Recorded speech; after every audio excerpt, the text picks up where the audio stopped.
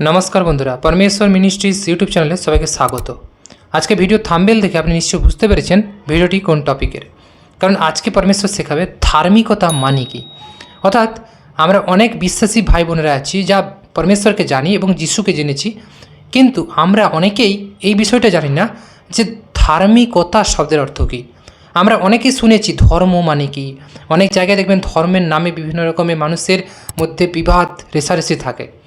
পরমেশ্বর এখানে ধর্মের কথা আজকে শেখাবে না, আপনাদেরকে শেখাবে ধার্মিকতা বিষয়ের মানে কি। তাই অবশ্যই ভিডিওটিকে প্রথম থেকে শেষ পর্যন্ত দেখার চেষ্টা করবেন। আমাদের চ্যানেলে নতুন দর্শক হলে চ্যানেলটিকে সাবস্ক্রাইব করে পাশে থাকা বেল বাটনটিকে অন করবেন।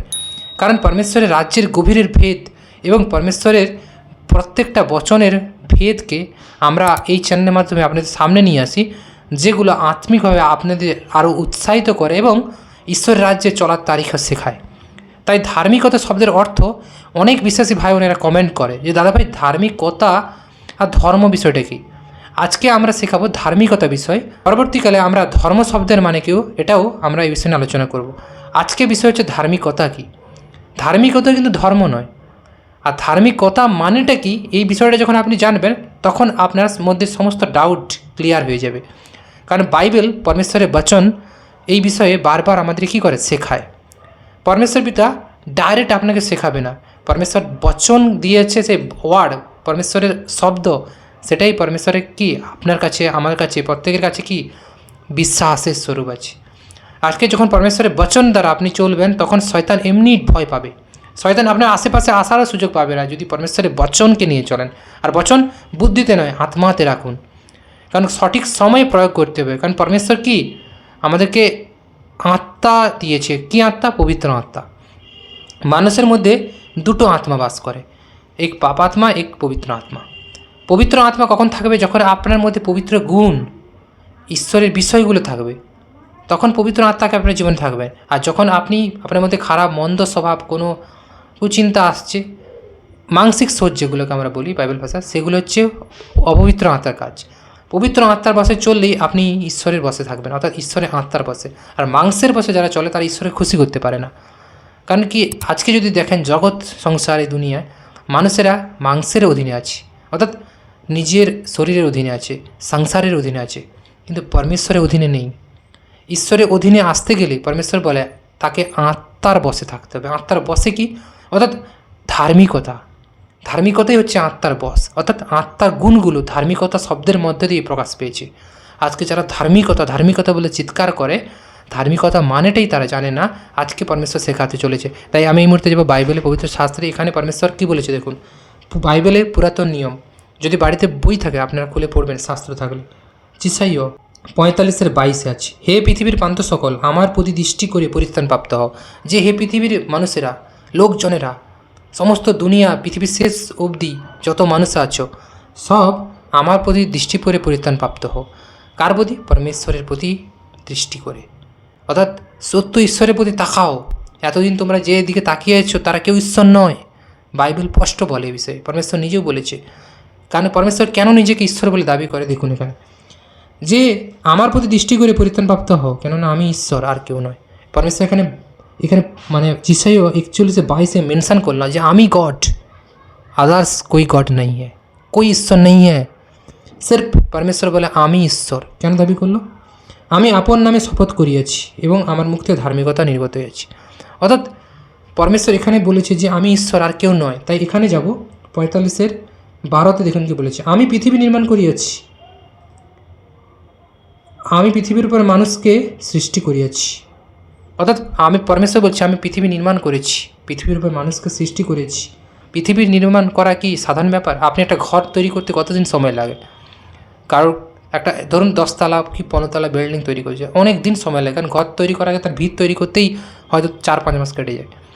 তারপরে যে একটা ফ্ল্যাট তৈরি হয় বা একটা ইমারত তৈরি হয়, বড় বড় ঘর, হাউস বিল্ডিং বা আমরা বলি ফ্ল্যাট, তো পরমেশ্বর বলে সেটা তৈরি করতে কতদিন সময় লাগে? কারোর 2 বছর, 1 বছর, কারোর অনেক বড় প্রজেক্ট হলে সেখানে হয়তো আরও 10 ইয়ার্স, 10 বছর লাগতে পারে।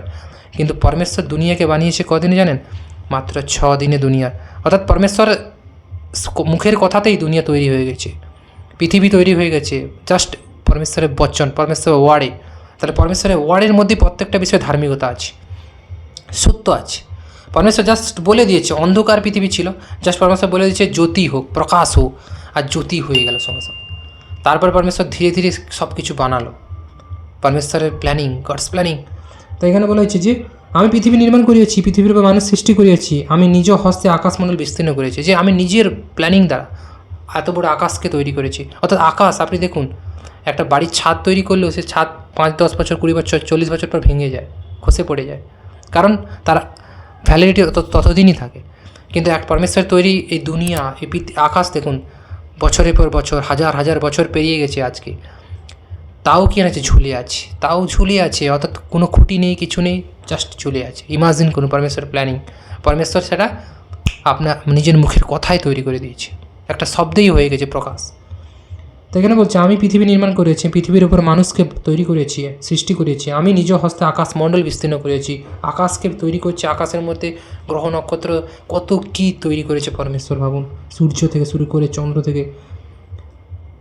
আমি উহাকে ধর্মশীলতে উত্তেজিত করিয়াছি, আর উহার সকল পথ সমান করিব। অর্থাৎ আজকে পরমেশ্বর তার ধর্ম, তার ধার্মিকতার দ্বারা সব কিছুকে তৈরি করেছে। পরমেশ্বর কোনো চুরি করেনি, কারোর বুদ্ধিকে ধার নেয়নি। আজকে শয়তান পরমেশ্বরের তৈরি জিনিসের উপরে বাটপারি করছে, পরমেশ্বরের তৈরি সৃষ্ট জিনিসের উপরে সে মালিকানাধীন দেখাচ্ছে। আপনি বাড়ি বানিয়েছেন, ঘর বানিয়েছেন, আপনার ঘরের উপরে বাইরের লোক এসে বলছে ঘরটা আমার, জোরপূর্বক দখল করছে। কতদিন দখল করবে? 10 বছর, 5 বছর। কিন্তু আপনি যদি সঠিক ওনার হন, একদিন তাকে সেই ঘর থেকে কী হতে হবে? বেরোতেই হবে। ঠিক তেমন এই দুনিয়া পরমেশ্বর বানিয়েছে, পৃথিবী, গ্রহ নক্ষত্র তার। এরকম পৃথিবী নয়, এরকম পৃথিবীর বাদ দিয়েও আরও কত বড় বড় গ্রহ আছে যেখানে মানুষ বাস করার জন্য আজকে চেষ্টা করতেছে। চাঁদেও মানুষ বাস করার জন্য চেষ্টা করতেছে। তাহলে পরমেশ্বরের প্ল্যানিংয়ের আছে কে টিকবে? শয়তান যদি দাবি করে পৃথিবী আমার, পরমেশ্বর বলে ঠিক আছে তুই পৃথিবীকে ইউজ কর, কিন্তু আমি তোর মালিক, আইনগত আমি মালিক, আর আমি পৃথিবীর মালিকানা দিন, আমি চাইলেই সব কিছু চেঞ্জ করতে পারি। পরমেশ্বর শয়তানকে সময় বেঁধে দিয়েছে, তার সঠিক সময়ে তার কী হবে? তার শাসন তার উপরে আসবে, যাকে স্বর্গ থেকে তাকে ফিকে দিয়েছে নিচে। আজকে পৃথিবীর উপরে মানুষের অধিকার দেখাতে পারে, স্বর্গে তার অধিকার নেই। অনেকদিন আগেই তাকে স্বর্গদূত দ্বারা নিচে পতিত করা হয়েছে, লুসিফারকে, যিনি পরমেশ্বরের বিপক্ষ ব্যক্তি, আমরা যাকে শয়তান বলে জানি।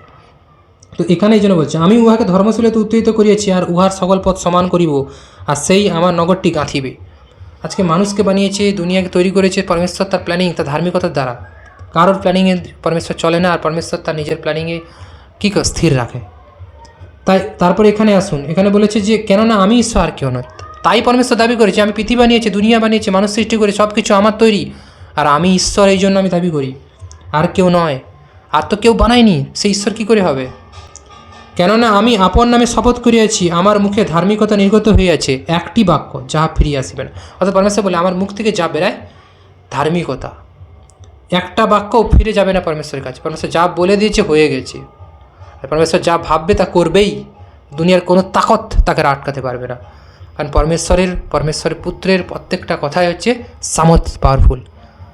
তাই আপনি যদি পরমেশ্বর সন্তান হয়, আপনার মুখ থেকে যদি কোনো বিষয়ে জেদ বেরিয়ে আসে, তো আপনার দ্বারাও সেটা হবেই। আজ না হোক 5 বছর পর, 10 বছর পর হবেই হবে, কারণ পরমেশ্বর আপনার মধ্যে থেকে পুরা করবে যদি আপনি পরমেশ্বরের সঙ্গে চলেন, ব্যাপাদার রাখেন, পরমেশ্বরের ব্যবস্থাতে আমোদ প্রমোদ করবে, তবেই সার্থক হবে। আমি আপন নামে শপথ করেছি, আমার মুখ থেকে ধার্মিকতা নির্গত চারটি বাক্য যা ফিরে আসবে না। বস্তুত আমার কাছে প্রত্যেক হাঁটু পাতিত হইবে, প্রত্যেকটা মানুষ এসে নত হবে, হাঁটু পাতবে, মাথা হেট করবে আমার কাছে, পরমেশ্বর বলে। আজকে দুনিয়ার মানুষ কার কাছে মাথা হেট করতেছে? শয়তানের কাছে। যারা ঈশ্বর নয় তাদের দাসত্ব করতেছে, তাদের কাছে নত হচ্ছে। যিশুকে শয়তান নত করার জন্য কোথায়? পাহাড়ের উপর নিয়ে গিয়েছিল।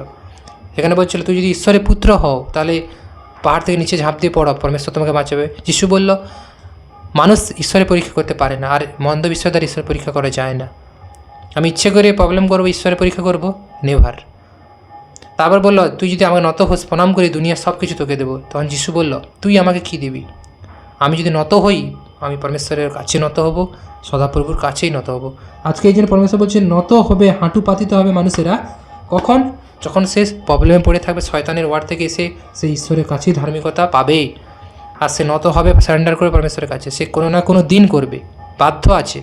এটা এখানে হতে পারে, নাহলে পরমেশ্বর রাজ্যে হাঁটু পাতিত হতেই হবে তাকে, না হলে তার ক্ষমা হবে না। তাই যিশুকে শয়তান পরীক্ষায় চেষ্টা করলেও যিশু শয়তানকে করলা আলটিমেট পরাজিত করে দিয়েছে। তাই যিশুর নামে অধিকার আছে, সামর্থ্য আছে, সেটা অধিকার ফলান আপনাদের জীবনে। বস্তুত আমার কাছে প্রত্যেক হাঁটু পাতিত হইবে, প্রত্যেক জিহ্বা শপথ করিবে। প্রত্যেকটা জীব, আজকে আমরা অনেক জায়গায় বচনে যাই, অনেক মানুষের নিন্দা করতো, খ্রিস্টান বলে গাল দিত, যারা পরমেশ্বরের বচনে আসে তাদেরকে আজকেই তারা স্যারেন্ডার হয়, তারা বলে উঠে উঠে আমরা ভুল করতাম, আজকে আমরা জানতে পেরেছি পরমেশ্বর কী। আজকে ওনাদেরকে যে আমরা বলতাম আমরা ভুল করেছি, আজকে পরমেশ্বর আমাদের ক্ষমা করুন। তো পরমেশ্বরের কাছে নত হয়, হাঁটু পাতিত হয়, মাথা নত করে পরমেশ্বরের ভবনে বচনে এসে। এটাই পরমেশ্বর বলে যে লোকে আমাকে বলিবে কেবল সদাপ্রভৃতি ধার্মিকতা শক্তি আছে, তাহারই কাছে লোকেরা আসিবে। যে সকল লোক তাহাতে বিরক্ত তারা লজ্জিত হবে, যে সকল লোক তাতে বিরক্ত সে লজ্জা পাবে। এখানে ধার্মিকতা মানে কি? ধার্মিকতা মানেই হচ্ছে কোনো ধর্ম নয়। ধার্মিকতা হচ্ছে, অর্থাৎ মানুষ যে ধর্ম চিৎকার করে, ধার্মিকতা মানেই হচ্ছে আত্মার গুণ। আত্মার অর্থাৎ গুণগুলো কি? ন্যায়পরায়ণতা, ক্ষমা, পবিত্র আত্মার যে কোয়ালিটি, ঈশ্বরের আত্মার যে গুণ, মানসিক যে গুণ সেগুলো নয়, আত্মার গুণগুলো, যেগুলো গুণগুলো বিশ্বাসী একজন বিশ্বাসী সন্তানদের মধ্যে আছে, যারা পরমেশ্বরকে জানে যিশুতে, তাদের মধ্যে আছে এই গুণগুলো। হয়তো কারোর মধ্যে 2টো আছে, কারোর মধ্যে 3টে, কারোর মধ্যে, কিন্তু যিশুর মধ্যে কী ছিল? 10টি গুণ ছিল। আর সেই 10টি গুণ তাই কী করেছিল? পারফেক্ট মানুষ্য করেছিল। যিশুই একমাত্র পারফেক্ট আদম, যিনি কখনো পাপ করেনি এবং পাপ তার মধ্যে ছিল না, পাপের কোনো স্থানই নেই। কিন্তু যিশু পাপ না করে পাপের বোঝা তিনি ক্রুশে নিয়েছিল আপনা আমার দুনিয়ার মানুষের জন্য, আর এক জাতির মানুষের পাপের মূল্য তিনি চুকিয়েছেন, যিশুর দ্বারা পরমেশ্বর চুকিয়েছে। অর্থাৎ যিশু কোনো পাপ করেনি, তিনি হচ্ছে প্রথম যে আদম এসেছিল, যার দ্বারা দুনিয়া বানিয়েছিল পরমেশ্বর, সেই আদম পাপ করেছিল শয়তানের দ্বারা প্রতারিত হয়ে, শয়তানের প্ররোচনে। আর সেই ঐতিহ্য দুনিয়া বেড়াচ্ছে বয়ে, সেই ঈশ্বরের অভিশাপে আজকে দুনিয়া চলছে। আজকে যা কিছু চলছে পরমেশ্বরের অভিশাপে দুনিয়া চলছে, শয়তানের কন্ট্রোল চলছে, শাসন চলছে, তৃতীয় ব্যক্তির অনুশাসন। কিন্তু যিশু আসার পর, যেদিন থেকে যিশুকে আমরা জানি পরমেশ্বরের বন্ডেজ, অর্থাৎ শয়তানের বন্ডেজ থেকে আমরা বেরিয়ে গেছি, আদমের স্বভাব থেকে আমরা বেরিয়ে গেছি, আবার যেন পুনরায় আদমের স্বভাবে আমরা যেন এন্টার না করি। কারণ পুরানো আদম পাপিয়ে আর শয়তানের ওয়ার্ড থেকে, তার জন্য যিশুকে কেন পাঠালো মানব রূপ নিয়ে? তাই তো জাস্ট পাঠিত আত্মা হিসেবে। যিশু আদমের স্বভাব ধরে এসে মানুষকে শুধরালো এবং দেখালো, দেখো প্রথম আদম পাপ করলো, দ্বিতীয় আদম পাপের ক্ষমা করলো। তো এই জন্য যিশু নামে স্বর্গমর্ত পাতাল কি আছে? অধিকার আছে। আপনি যিশু নামে পাওয়ার ক্ষমতা আপনি পাবেন। যিশুর নামে সব কিছু হতে বাধ্য, শয়তানের হারেক প্ল্যানিং ক্যান্সেল হতে পারে, যিশুর নামে অধিকার দিন। শয়তান ভয় পাবে, শর্মিন্দা হয় কাকে? যিশুকে ভয় করে শয়তান, পরমেশ্বর পরমপ্রধানের পুত্রকে। তাই পরমেশ্বরের বচনকে যখন মেনে চলবেন, পরমেশ্বরের ব্যবস্থা, তখন ধার্মিকতা আপনার জীবনে থাকবে। আর যিশুই প্রকৃত ধার্মিকতা দেখিয়েছে, পবিত্র আত্মার গুণ। সদাপ্রভৃতি ঈশ্বরের সমস্ত বংশ ধার্মিকিত হইবে, শ্লাঘা করিবে। ধার্মিকতা মানে হচ্ছে ন্যায়পরায়ণতা, অর্থাৎ আত্মিক কী আছে? আধ্যাত্মিকতা যাকে বলা যায়, তাকে আমরা ধার্মিকতা বলি। যেমন সৎ আচরণ, সৎ চিন্তা, সুবুদ্ধি, সুজ্ঞান, ঠিক আছে, এবং আত্মার গুণে চলা, ভালো কাজ করা, ক্ষমা করা, দয়া, প্রেম, পবিত্রতা, এগুলো যত কিছু আছে পবিত্র বিষয় পজিটিভ, সব ধার্মিকতার মধ্যে আছে। আর ধার্মিকতা সব কিছু মিলেমিশে ধর্ম তৈরি করে। আর ধর্ম কোনো মানুষ ঈশ্বর তৈরি করেনি, ধর্ম মানে হচ্ছে ধার্মিকতা। আজকে যারা ধর্ম চিৎকার করছে, আসলে শয়তান তাদের বোকা বানাচ্ছে, শয়তান তাদের ভুল বোঝাচ্ছে, তাদের গালাত ওয়েতে নিয়ে যাচ্ছে। তারা জানে না তারা কী করতেছে। এই জন্য যিশু বলে, পিতা এরা জানে না কী করিতেছে, এদের ক্ষমা করো। যেদিন জানবে সেদিন এদের চোখ খুলে যাবে, আত্মার চোখ। কারণ শয়তান মানুষের আত্মার চোখকে বেঁধে দিয়েছে, তার অধীনে রেখে, মাংসের অধীনে রেখে তার কবজায় রেখেছে। আর সেই কবজা থেকে বেরোতে কখন পারবেন? যখন পরমেশ্বরের বচনে আসবেন, ঈশ্বরের আত্মার অধীনে আসবে, তখনই একমাত্র সে শয়তানের ব্যবস্থা থেকে বেরোতে পারবেন। যখন জগতের চিন্তা থেকে মনকে সরাবেন আর ঈশ্বরের দিকে মনকে দেবেন। এই জন্য যোহনকে পাঠালো পরমেশ্বর, যাও মানুষের মনকে পরিবর্তন করো, আমার দিকে মন ফেরাও। মানুষের সঙ্গে ঈশ্বরের দূরত্ব যে হয়ে গেছে, সেই দূরত্বকে কী করো? কম করো, তাহলে ঈশ্বরের সঙ্গে মানুষের কী হবে? মেলবন্ধন। আজকে যিশু এসে সেটা কী করলো? বাস্তবায়িত করেছে। আজকে আমরা যিশুর জন্যই আজ পরমেশ্বরকে জানতে পেরেছি, যিশুর কষ্টের যন্ত্রণার জন্য আজকে আমরা পরমেশ্বরকে আজ চিনতে পেরেছি, এবং ধার্মিকতা কী জিনিস সেটা বুঝতে পেরেছি। আশা করি বুঝতে পেরেছেন ধার্মিকতাটা কী। ধার্মিকতাই হচ্ছে ধর্মের গুণ।